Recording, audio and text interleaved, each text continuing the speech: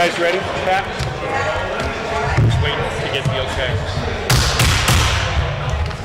I'd like to call this meeting to order. Unfortunately, we have no interior mics, just the mics for the TV cameras.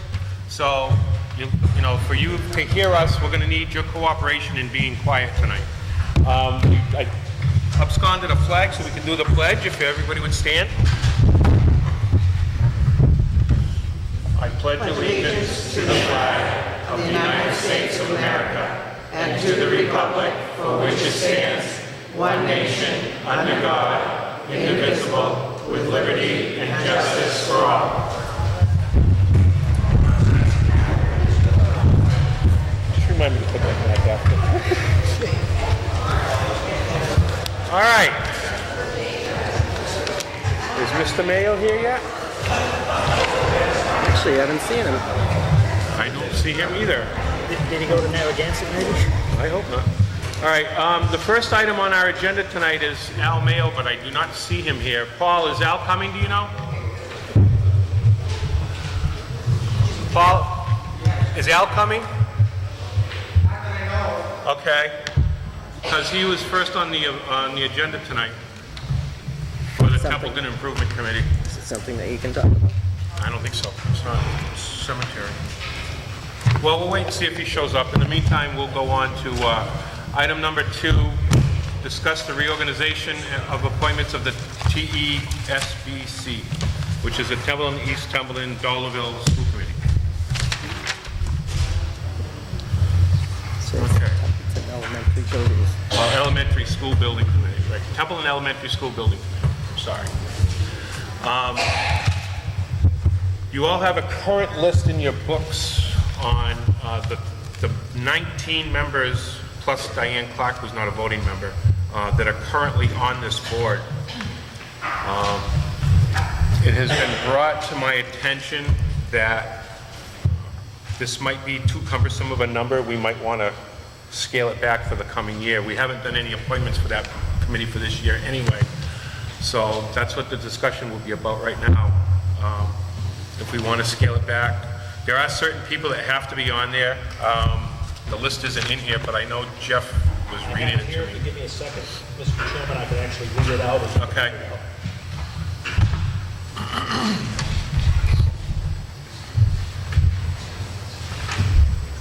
can find it when we're done. It's there, it is. I know it was in there somewhere. The advisory board will still have our liaison. That's not changing. If you wish the citation, you're reading from state regulations, 9763 CMR2, which is the school building regulations. And this whole paragraph to the end of the page describes the committee. Okay.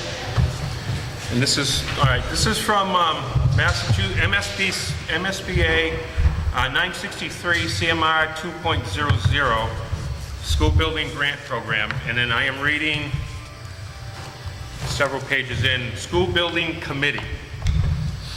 The eligible applicant shall formulate a school building committee for the purpose of generally monitoring the application process and to advise the eligible applicant during the construction of an approved project.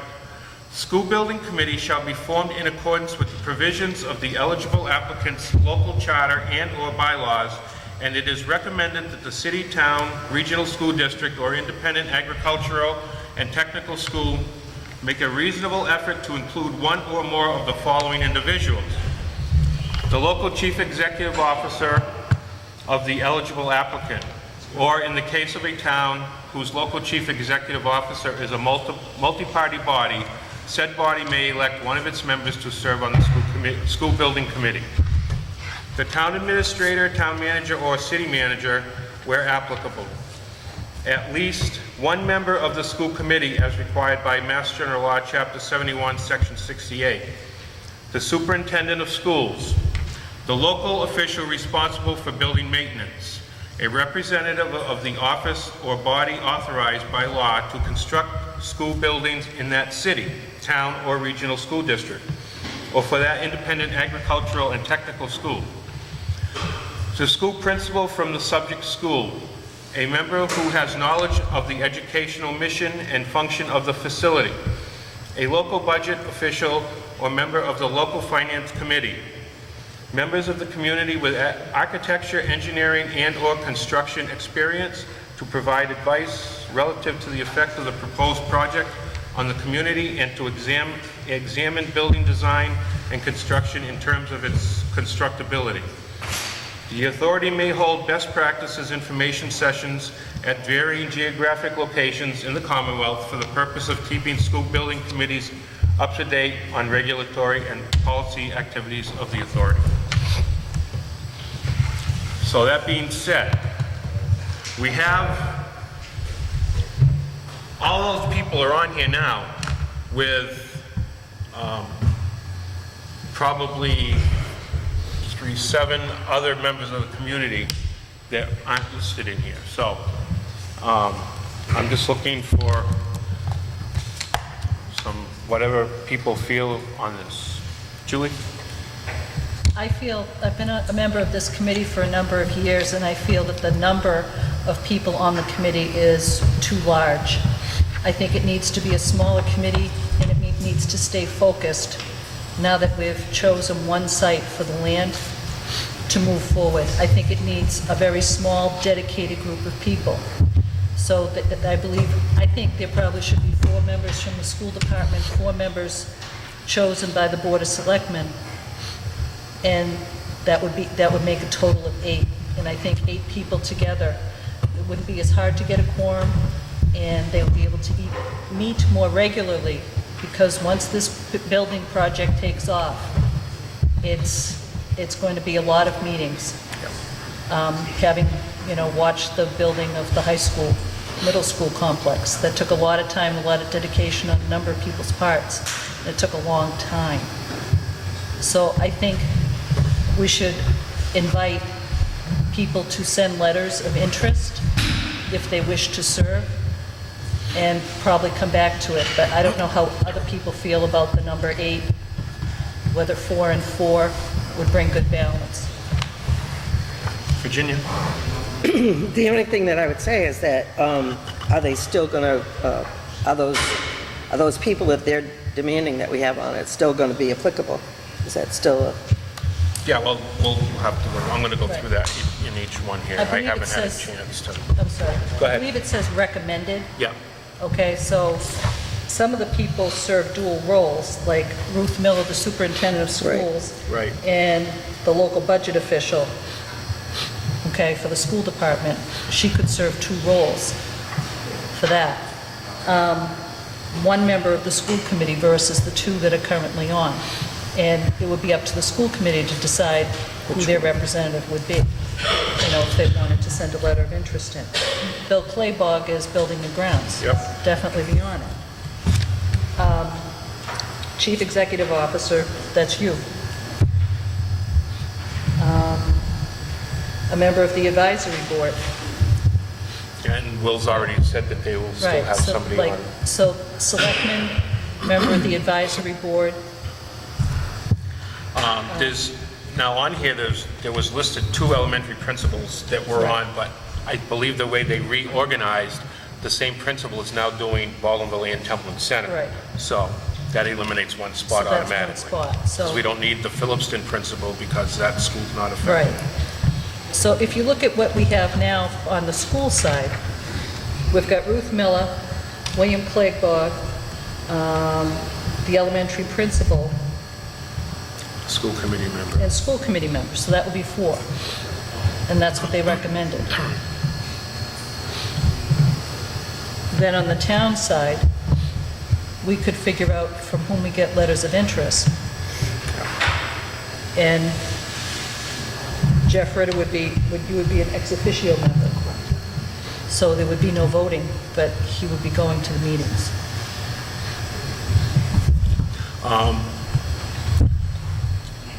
It would have advisory on us. What I would also like to do, before we take any action on the new way we're going to do it, is I would like to send a letter to all the people that are on this board now, thanking them for their hard work they've done over the past several years, and also to inform them what we're doing and if they want to send a letter to stay on the board, to send it to us within the next couple of weeks. Right. If we do that, then we should be able to do this by the end of the month at our next meeting. Yep. Any other opinions on the board? Any opinions, or anybody want to speak on this? Yes, Mr. Machicki. Yeah, I just think you should go with an odd number, not even, just for dead law purposes. Just in case. 7 or 9. I think you should have an even number of members. Good idea. Yeah. The history of this town. Well, it was just getting very cumbersome. It seemed once you're appointed, it never expired. So, You should go pick an odd number, not even. So we'll look for like 9. Yes. Just as a reminder, that when I stated earlier, a 5-3 member would be a liaison. Right, not voting. Oh, okay. Yep. And I have to agree with Ms. Farrell that when you get a larger number, even in business, you tend to not get the output that you really look for. So you think about managing that on a smaller scale is much better.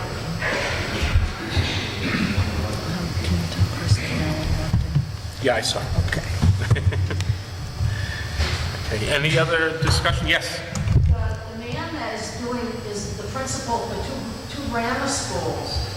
Maybe he can't deal with that. Well, It's we can up to find that us. out. We can find out. Yeah. Because to be assigned to a committee, and if you're not committed to it, it's just. That's something we'll discuss with Ruth and have her check, and if not, then maybe we'll do the There's a second. lot to expect for somebody. If that person can't or doesn't want to, we can take the second person from the school committee back on, so that they still have that coverage. Okay. Any other comments? Okay. So if somebody wants to make a motion, I'll take a motion that we're going to try to change this to a 9-member committee, and we'll send letters to all the people on here explaining that, and ask them to send letters if they want to continue in their roles. Okay. Yes. I move that we send a letter of thanks and request for letters of interest for a 9-member committee to be established. What else? I missed.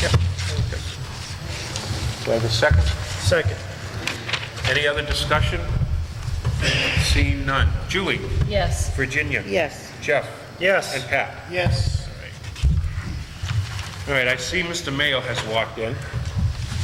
Come on up, Al. Al's here to discuss the Templeton Common Improvement Committee, I believe. Hi. We have no mics interior, so. Trying to be as loud as I can. Over the last several months now, the Common Improvement Committee has been meeting. It's a fairly large committee, but we can't seem to get a quorum. And so there's a concern, and I just thought I would bring it to the board. There's been discussion with, I'll go over it after. there's been some discussion with members that have made the meetings that may be going to a little bit smaller committee, or if anybody else has any ideas on how we can resolve. Obviously, you can't do much when you don't have a quorum. I believe it's a separate 7-member board. It's 7 now. With 3 alternates, so 10 total, but we can't seem to get a quorum most times, so. Okay. So I'm just concerned that we're not really making any progress and not moving forward at all. Okay. What he's saying is that the Templeton Common Improvement Committee cannot seem to get a quorum at their meetings. They have a 7-member board with 3 alternates right now, and they cannot get enough people at a meeting to get a quorum. And they're looking for maybe cutting down their number to maybe 5, or is that what you? That would be my thought.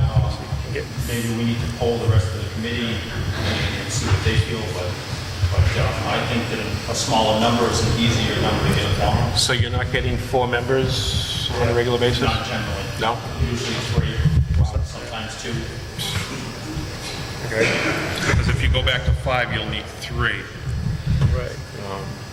So do you want to take action, do you want us to take action on that tonight, or do you want to bring it back to their committee?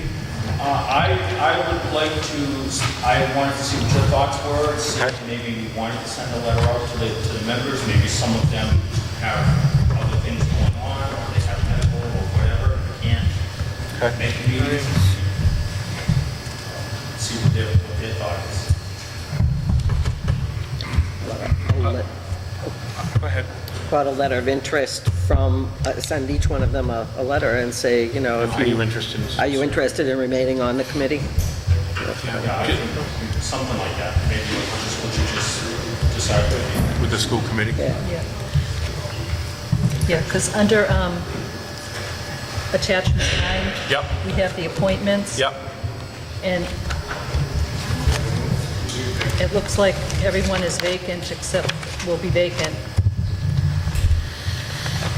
I don't know if they were reappointed last year.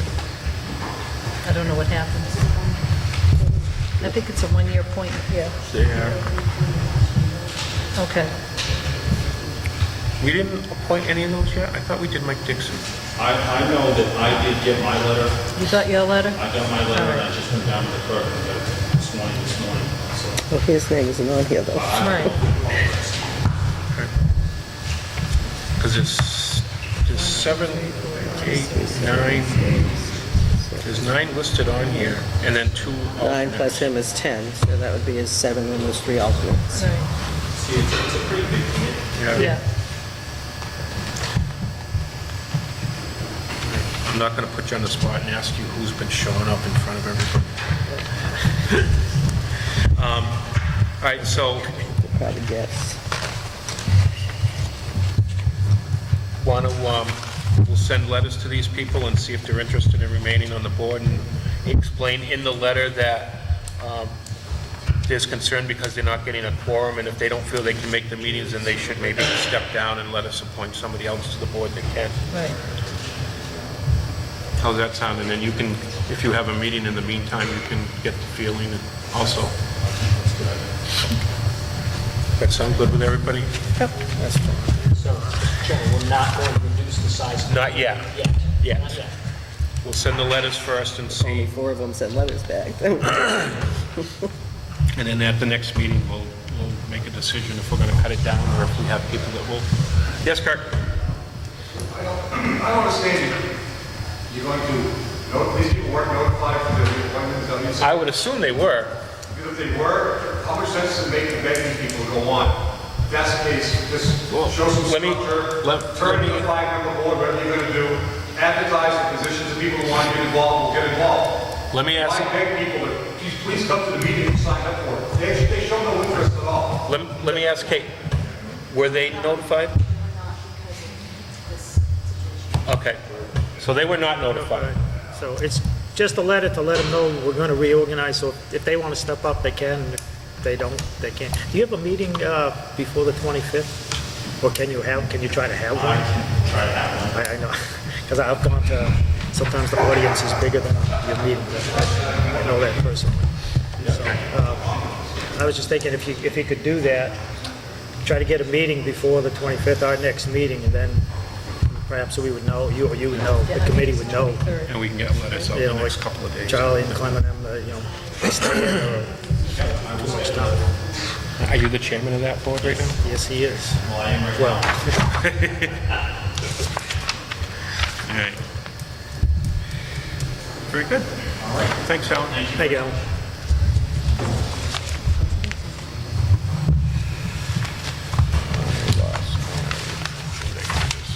All right. Item number 3, discuss the Crown Castle Cell Tower rent license agreement, request for payment.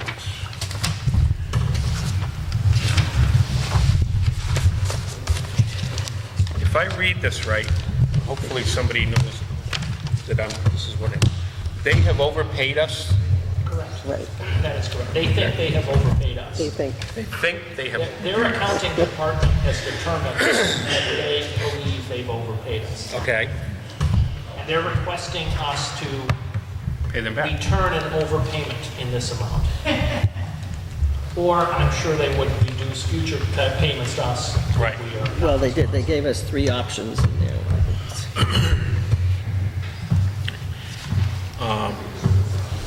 I mean, do we have any way from our accounting numbers to prove if this is true or not? I mean, they're the ones that had the revenues and all that Right, those listed are in their here, so, figures, right. I mean, I'm sure we don't have copies of their revenue What did they give us over other here? than what they gave us. The original contract, when it was renegotiated Yeah. for this particular tower, we went over the wording. I believe Copman and Page was our attorney at the time, and I kept asking the question, how are we going to know if they switch who's on their tower, how much they're paying, what the rent is? Because we don't have access to that information.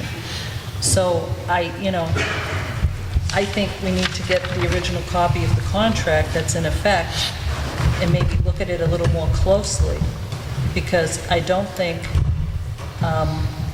because they change who's on the tower, or they negotiate a lower price with one of their people, that should affect our revenue from the cell tower. But I don't think we should just capitulate, but this was sent, when was this, in May? May 21st. So we should probably type up some kind of response to them. Well, we've already passed the 30 days, so they know they're not getting a check from us. Okay? This is true. Yes. I was wondering, how much did they claim they overpaid us? $7,992 over the course of 2.5 years, since October of '09. When is that contract expired, Crescent Line? I think it was a 10-year contract, I'm not exactly sure. Somebody told me we have one or 2 more years. Is there any provision that we can end up renegotiating that and we'll renegotiate up? That's why we need That's to when see we the need contract. the original, the one Yes, that's Sue. negotiated. I just wanted to ask the question, are they sure what they were paying? You're not confusing what they might have paid for rent as opposed to what they might have paid for real estate taxes? Yeah, I mean, all we know is what they said in the letter. Might be something to look into. So that, yeah, I agree. I think we need to see the contract. Yeah. I don't think we're in, Okay, can we clarify something I just asked me? Yes. Anybody who has, it's tax exempt as long as the town, state, or federal government is using it. The minute anybody leases it out, like Richie Valancourt leasing from the state, that little building down there, we do send them a tax bill. I do send Comcast, or whatever the heck their name is, a tax bill for this cell tower and for whatever's in the lease of the surrounding land. Okay.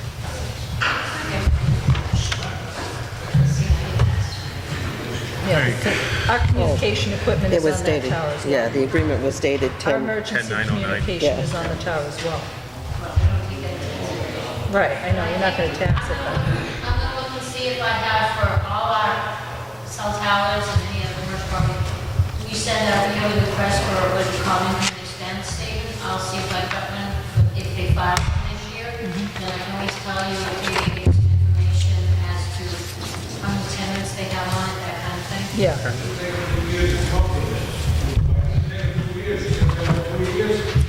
I think it's because, I think it's, Peter, I think it's because they were just, did their account and analyst team just came in and did their books apparently in May. So, well, probably earlier than May, but probably 2 years. So it was So May of probably last October year. 11th. And it took them that long to get the information. So, Something happened in June last year. all right, so we need to find a copy of the contract, Yep. and then we'll go from there. Yeah. And in the meantime, we can send them a letter if the board wishes, stating we're looking into the terms of the contract, and we'll get back to them. If that's a sensitive board, Huh? send them a letter. Yeah, I would send them a Yeah, letter. just stating we're looking Have into not agreed it. to your terms, we're looking into it. Yeah. And why we waited 2 years to tell us this. Yes. Is that an automatic payment that they send us, or do we bill? No, this is an automatic payment, I believe, of half of their revenue that they get off the towers. It's 50% of the revenue they get off the towers is supposed to come to us. And they say they've been sending us more than 50%. Well, actually, it started in June 1st of 2010. From October of '09 to May of 2010, everything's right. And then it started from June of 10 to May 1st of this year, of 2011, it was only $4.70 a month that they were overpaying us. But then it jumped. Yeah, if we were building them and we overbilled them, I can see that we should turn that around. But since they're sending us the money, I think we should also, at the same time, looking at getting the contract, is to end up having them tell us why, and some documentation as to the payment schedule that they sent us. Need more information, basically. I could add something here.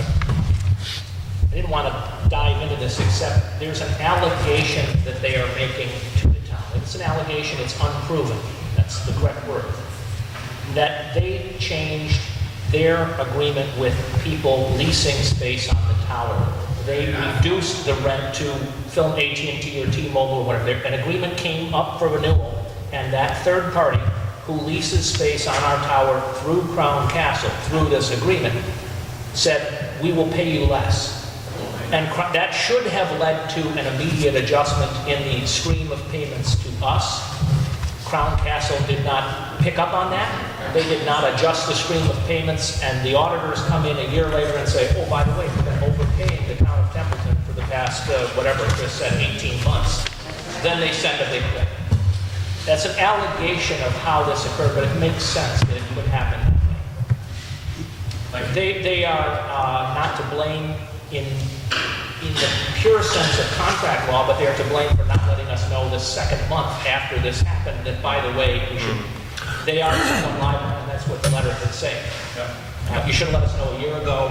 It wouldn't have been a $7,900 net liability. It might have been a $700 liability. So there may be an opportunity for negotiation. It's actually, the overpayments started in June of 2011. That $4.70 I was telling you for the year previous was all a $4.70 underpayment Underpayment, yeah. after I reread everything. So the overpayments only started June 1st of last year. Yes, Chief. Just like that, Crown Castle has been pretty much user-friendly to the community. All our 911 equipment is on it, all our EMS equipment is on it, all our fire equipment on it. We just got that regional Homeland Security grant. They just waived like $3,700 in FCC fees and letting us attach our equipment up there for free. So I think we need to deal with it. We own that now. We own that now. That's true. But you don't have the right to attach anything without going through FCC and all the permitting and all that sort of stuff, which they handle.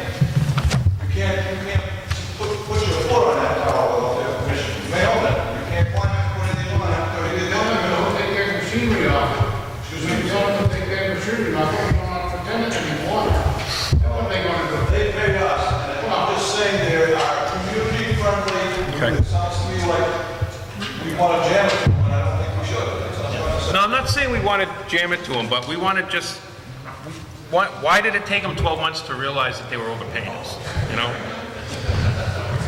So, we just want to investigate it a little bit. Right, before we pay 7 or 8 grand, why did it take so long? All right, so we'll check into that. All right. That would put the chief up. I think they did. Discuss action on ACO agreement with Gardner and Hubbardston.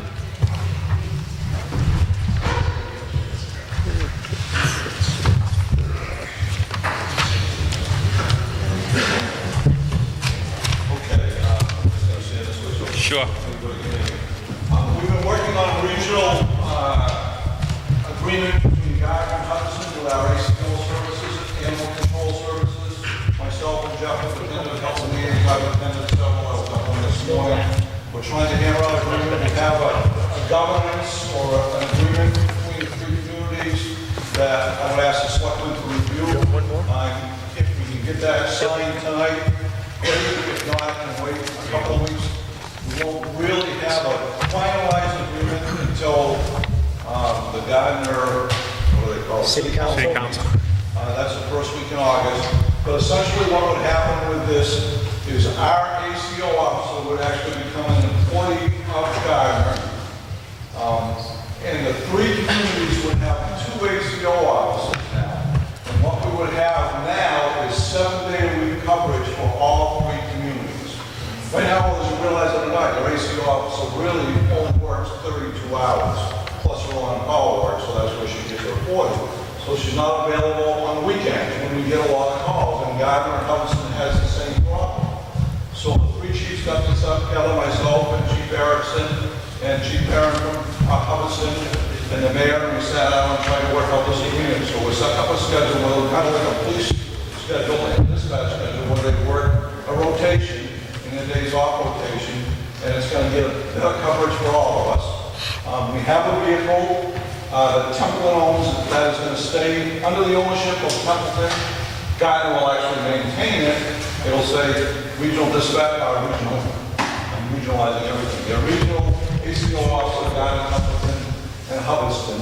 Our facility, our shelter would be used as an overflow shelter. So in Gardner, the Board of Health takes care of the animal shelter. So the ACO office, our ACO officer currently right now has to take care of the shelter plus handle all the calls. Now she won't have to deal with the shelter. They have their own people, volunteers, and a full-time employee that will do it. If they use ours, they'll come over and use it and take care of all the animals. We'll have to take care of just the basic heat and electricity for that shelter. But if it's not going to be used, we can shut it right down or close it down. I think it's going to be a huge savings for the towns involved. I don't have a finalized figure yet, but it's probably going to be around a 35% savings for our community to regionalize as opposed to what we're doing right now. And that's not extra, so we're working on a little bit of benefits. So, questions? Anybody on the board have questions? Jeff? The thing that we have in our book, it's talking about the combined animal control and shelter, and it has the municipal shares, and I'm assuming this is the proposed cost for each town. Right. In Templeton, it has listed $25,886.28. So There's 2 or 3 scenarios on that. I apologize, I don't have that in front of me. One of them includes full benefits and one includes non-benefits. She is not going to collect benefits, so it will be the reduced number. I actually have one that I did this myself, which is not the mayor's version, it's Jeff Ritter's version. Okay. Mr. Bennett, yes, the version in your book does have benefits included. The number you just quoted is the Templeton share of a fully benefited employee. Right. I adjusted those numbers. These are not with the approval of the mayor of Gardner, but I'll pass them down.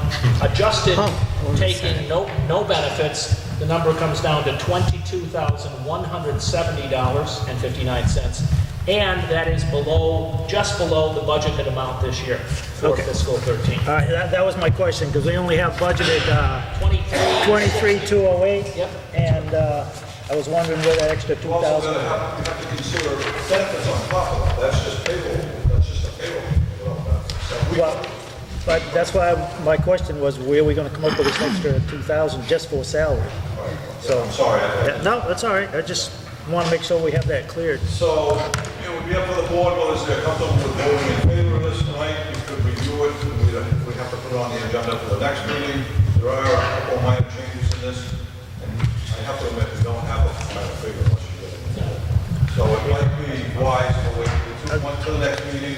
I'll have a final figure for you, but I just need a little bit of, you want me to keep going with it or not? Because I'll be meeting again next Monday with the respective chiefs and maybe the mayor again. And I need to know, are we in or we not? Virginia? I think this is a really good idea, because what this is going to do for us is give us full-time coverage for, well, it's probably going to end up being less money than we were paying for part-time coverage. That's correct. Correct. Diane, you can up, I'm sorry. Is there a plan for the animals that are sheltered now? We are working on that, yes. I think maybe no dogs will have the cats, and that changes. So is the shelter in Gardner a no-kill facility? It's run by, they call it CARES, is it CARES or HELP? It's a non-profit, it is. Yeah, it's, And they did adopt a lot, they do a lot of it just through volunteers. Well, I've adopted an animal from Tree Gardner. I Yeah. go to, Right. yeah, I don't really have a lot of insight on how they do it. yeah. But it's an awesome facility. Will? If memory serves me right, the salary that's on our Article 31 was around $14,000 salary and $8,700 for expenses. Correct. And when you add those two together, that's how we're hoping to get it work. Okay, because the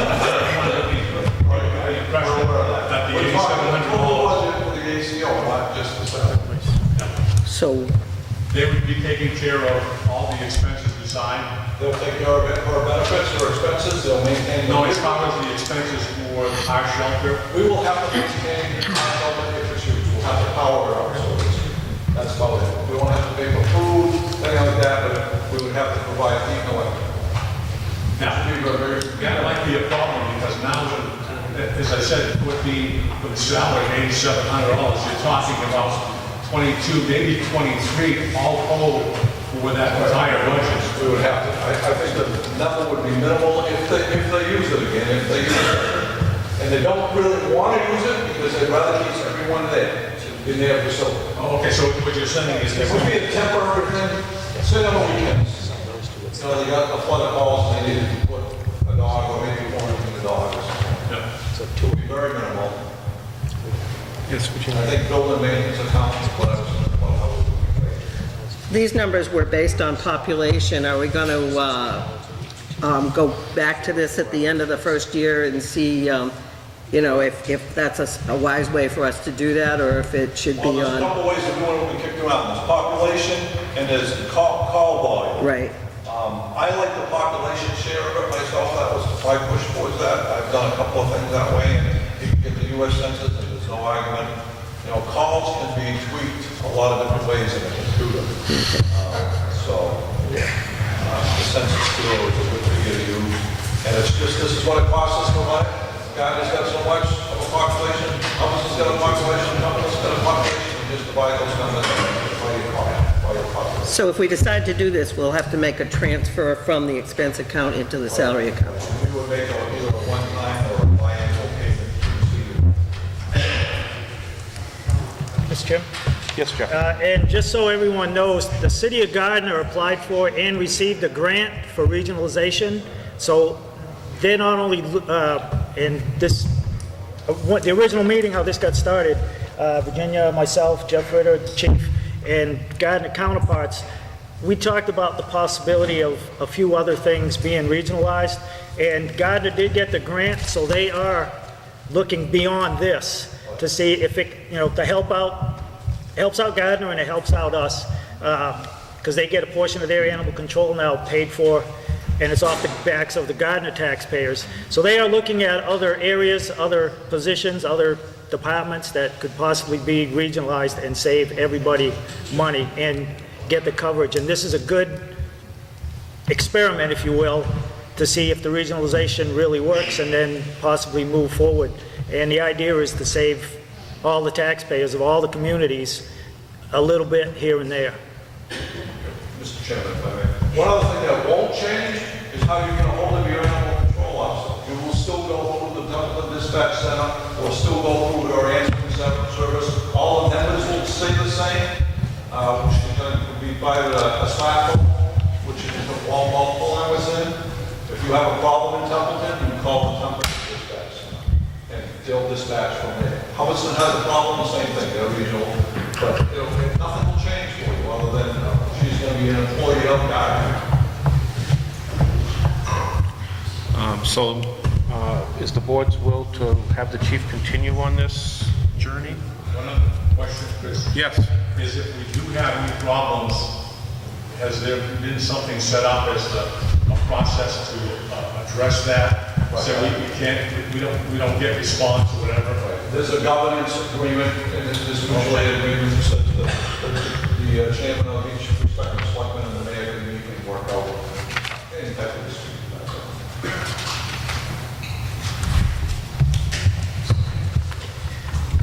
all. I'm in favor of moving forward. Would you like to make a motion? I would move to allow the chief to move forward with these negotiations. I think we're going in the right direction. I'll second that. Okay, and we'll wait and do the contract after you get some final numbers. Put it on the 25th. Yep, put it on our next meeting. Any other discussion? I'd like to ask that you review the proposed memorandum of understanding that I just handed out. Mayor Hawk just forwarded that to me today, so it's fresh off the press. You have comments. Talking about changes. this agreement? Yes. Okay. We could, at the next meeting, roll up all those comments and bring them back. Okay. This is, the basis of this agreement is the current agreement that we have with Hubbardston. They use that document as the structure for this agreement. So if it seems familiar, it's because you already signed it 2 years ago with Hubbardston. All right. So we have a motion and it has been seconded. Pat? Yes. Jeff? Yes. Virginia? Yes. And Julie? Yes.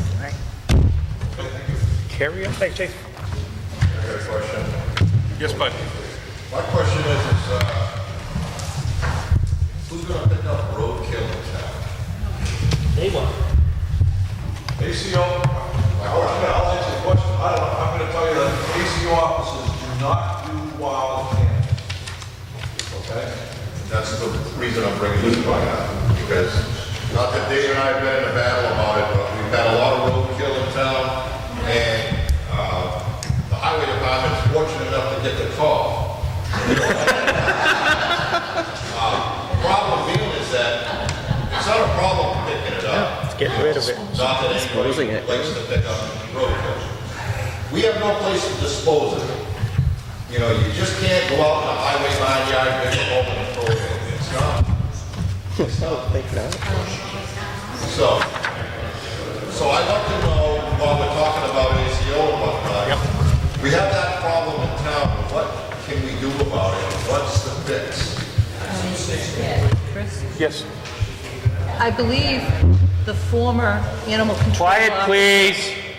Deb Giordano, purchased a freezer, and she knew of a place where you brought roadkill. You would freeze it, and then when you had a freezer full, you brought it to wherever it was. So I think she did that as part of her job as ACO. Yeah, well, to respond to I that, don't know if the freezer... that did happen in the past. However, when you try to pick up those black and white kitties, they don't want them in the freezer. So this is the problem we've had, and I mean, you know, it could be amongst anything. It could be, I hate to say the word, it could be a beaver even, but, Natural causes. you know, large animals. My point is that we have a problem, we have no place to dispose of that. When we used to have that landfill up on 202, the old dog burial site up there, they were brought up there and covered up. We have no place, so I just bring that up to think about for a solution. Okay, Chief? I'll give you 2 answers. One, I'll ask to see how the other communities handle it. 2, I think it's really more a health issue. Just drag it over. Ooh. Well, I'm not trying to pass the buck, Michael. I just want to have guidance. What are we supposed to do? Because when they call me and say, we have roadkill out on Ballinville Road in front of the high school and everybody's sick, What who's about going to the, pick it up? Okay, Bob, you had your hand up. Doesn't it be easy to say that you're allowed to just drag the roadkill so far out the door and leave it there? Because they don't have, they don't have enough for it either as far as the state is going. It seems like recently. The environmental footprint from over there. I mean, we're lucky to our responsibility. well, that was my question. And to respond to that, I'll tell you what happened one time. We had roadkill and it happened to be one of those black and white cats. So I sent a man down there, happened to be in East Templeton 101 where you come down behind Olsen. So he picked it up with a shovel and he threw it over the embankment. Now it's 30 feet to the bottom. Well, guess what? A neighbor called and wanted it out of there.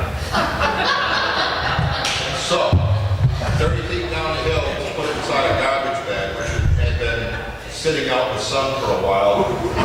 It was not pleasant. Okay, well, we'll have to investigate this. I guess you're all set, Chief. Thank you. All right. That brings us to proposals for town council. Okay, quiet, please. We have a lot of things to discuss still. If you want to chat amongst yourselves, go outside or go up in the hall. Okay, we received 4 proposals for town council for the fiscal year 2013. You all have the spreadsheet in front of you. Original copies are there if anyone would like to see them all. They're right in front of you, Mr. Chairman. Oh, okay. Didn't realize that. If anybody wants to see the whole proposal, I can hand them out.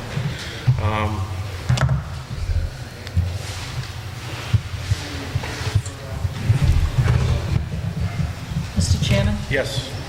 After reviewing the contracts and the proposals and some prior history, I would like to make a motion to appoint Deutsch Williams, Brooks, Durensis, and Holland as town council for the upcoming fiscal year.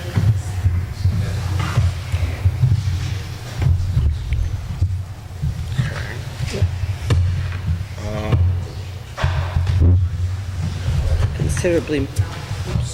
Well, before we discuss, does anybody want to second that and we can discuss? That was Deutsch Williams? Yeah. I'll second that, just to get discussion. Discussion. I'm going to start if you don't mind. Yeah, go ahead. Huh?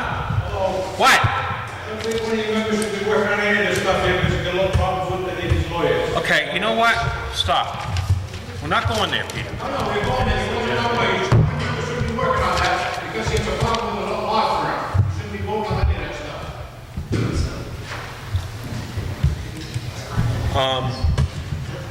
So what? Just, my first concern is, A, they're the most expensive of the 4. B, they're going to go over our $4,000 a month budget. I believe that's what we budgeted for the year. 52,000. 52, which is 1,000 a week. So, well, Right. I'm not my motion wasn't to do the 5,000 a month, but to do the flat fee of $195 per hour. For the people in the audience, KMP came in lowest at $165 per hour. Myers and Harrington came in at $175 per hour. Merrick O'Connell came in at $180 per hour for everything except litigation. Deutsch Williams came in at $195 per hour or $5,000 per month. And my motion was for Deutsch Williams, Brooks, and Durensis at the $195 per hour, not the $5,000 per month. We've budgeted $52,000 for the next fiscal year, which started July 1st. If you break that down, that's about $1,000 a week for legal expenses, for everything.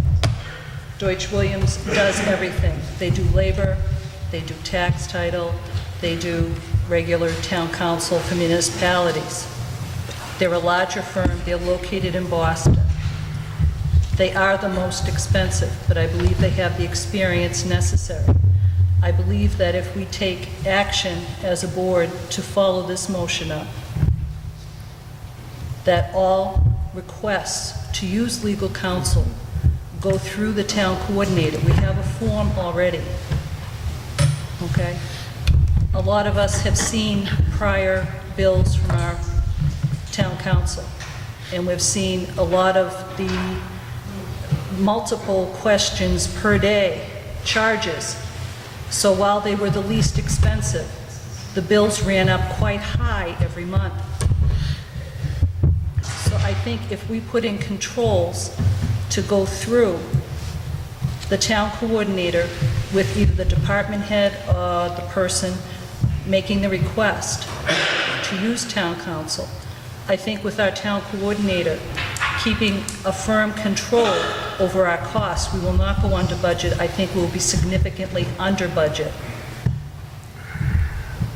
even though they cost more per hour. Virginia? Did you want to? Yeah, I did, I'm thinking. Okay, I'm gonna,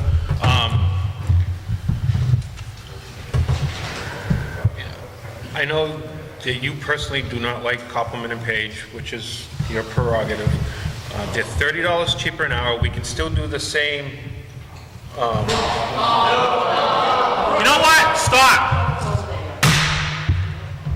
Stop. You will have your chance to speak if you raise your hands. I will not take outbursts like this. Period. Now, let me finish my statement. They are $30 cheaper an hour. We can still have everything go through the coordinator, like Julie stated, no matter who the firm is. And we can do the same. We can still keep it under and maybe even more under because we're going to pay less. And, you know, they do everything just like Doach, Williams, and Brooks do. So, Mr. Chairman? you'll all have your turn, relax. As to the cost, we budgeted $52,200 something bucks. That's roughly $1,000 per week. If you do Coleman and Page at $165, that gets you 6 hours. If you use them 6 hours a week, that's $990 bucks. You go with Deutsch Williams at $195, you get them 5 hours a week. It's only an hour's difference. Again, that $30 an hour difference, you can conserve that by using them less. And I have a real problem sticking with Copeland and Page for one simple fact, well, many facts, but one in particular. On February the 16th, there was a meeting. It started at 5:30 for the Board of Selectmen. They decided to fire Lisa Mead and bring back Copeland and Page. The letter to Lisa Mead firm did not go out until the 17th. Copeland and Page billed this town for a labor issue, personnel, on February the 16th, 2012. I got a real problem with keeping them. They're billing us when they weren't even officially hired yet. And that's my personal opinion on them. Sue, you first. I wanted to say a couple of things. One, keep our costs down. I stopped using Copeland and Page years ago. DLS law. It's right on the website, mass.gov/DLS. Email them, and you can get a ruling from Kathleen Valeri's office. That's one thing. I save the town money that way. Number two, I'm going to tell you why I stopped using Copeland and Page. Because when DLS law told me how to do something one thing, Copeland and Page would turn around and tell me to do it another way. And guess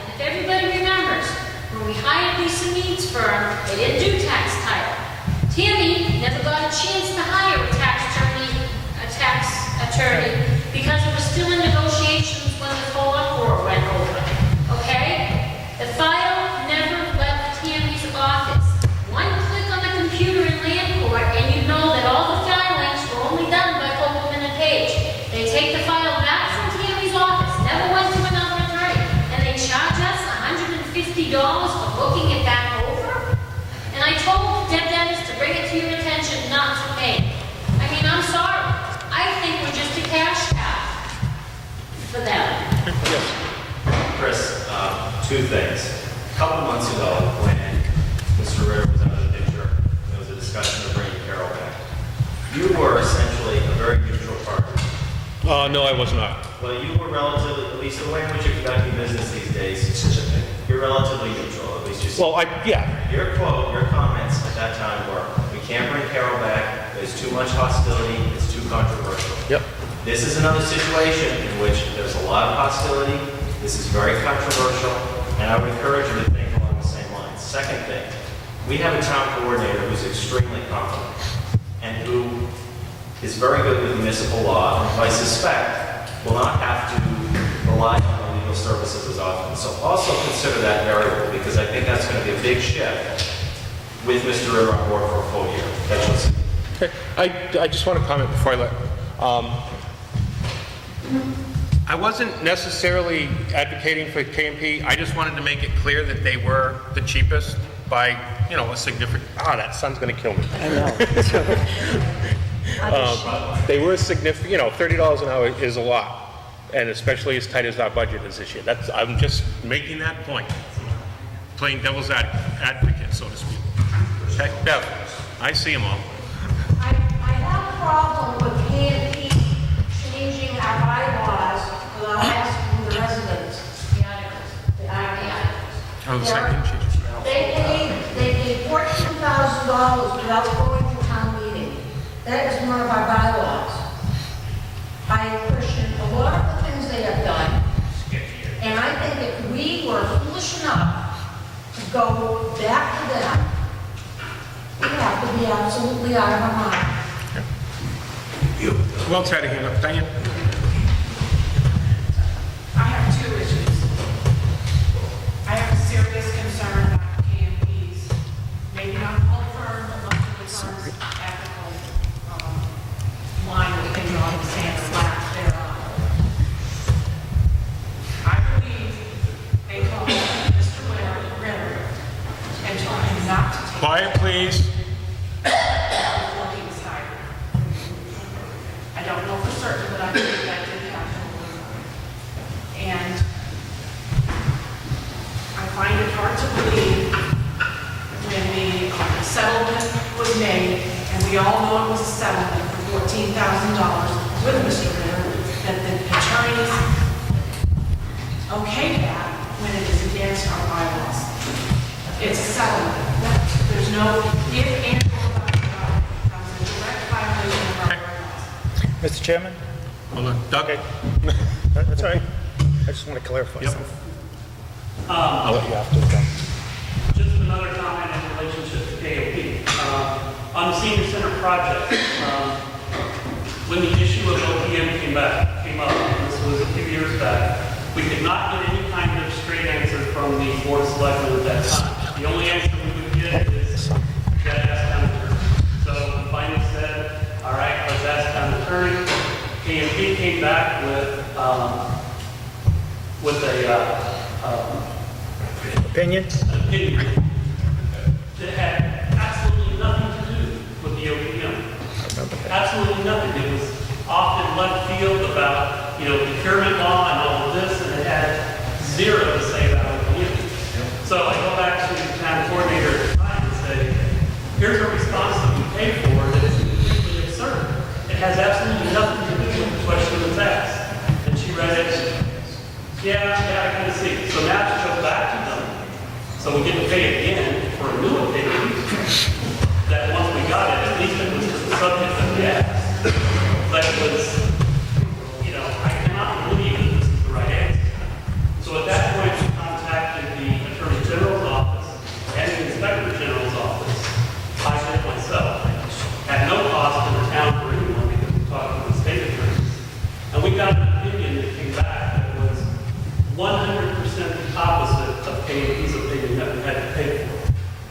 So in my opinion, even if KMP was offering us free legal service for the year, I would pay.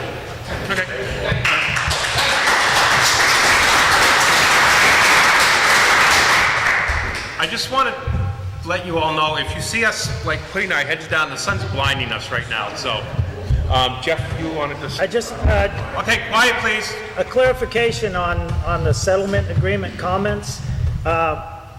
When that came forward, I brought up that point myself, and the attorney, David Jenkins from K&P, stated at the meeting that it really wasn't a settlement agreement, even though it had the words in it. Due to that statement, they did, however, and I have the invoice with me tonight if anyone wants to see it, they did bill us